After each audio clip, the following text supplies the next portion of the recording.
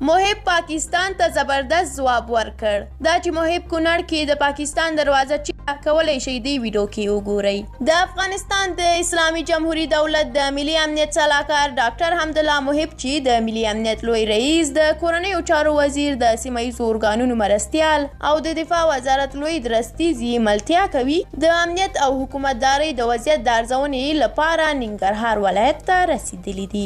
د ملي امنیت صلاحکار په دې سفر کې د ننګرهار ولایت سرپرست والي تمیم عارف مومند، یو شمېر محلي چارواکو، د ولایتي شورا غړو، قومي مشرانو، علماو، ښځو، مدني ټولنو او ځوانانو له استازو او په دغه ولایت کې د امنیتي او دفاعي ځواکونو له سرتیرو سره ګوري او د هغوی ستونزې او وړاندیزونه له نږدې اوري.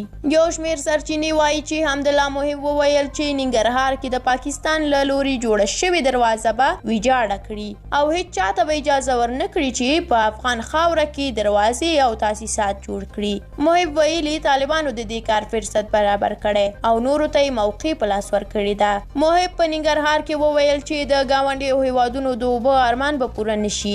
موږ د خپلې خاورې له لیشت څخه دفاع کوو. محب همداراز وویل امامان او ولس دې د طالبانو له لوري د روانو وژنو پر وړاندې محافظه کاري پرېږدي او دیني عالمان دې د افغانستان لپاره مذهبي جګړه وکړي.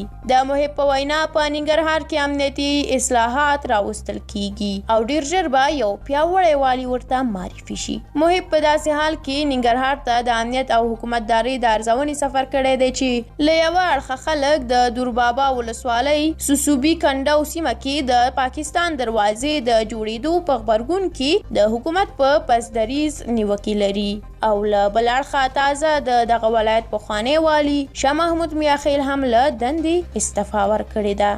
ډیره مننه درنو لیدونکو چې دا ویډیو تر پایه ولیدله. که مو دا ویډیو خوښه شوې وي لایک یې کړئ. که په دې اړه تاسو هم کوم نظر لرئ زموږ سره د کومنټ په برخه کې شریک کړئ او که زموږ یوټیوب چینل مو هم سبسکرایب کړی نه وي نو زموږ یوټیوب چینل هم سبسکرایب کړئ. تر بلې ویډیو الله مو مل شه. د خدای پامان.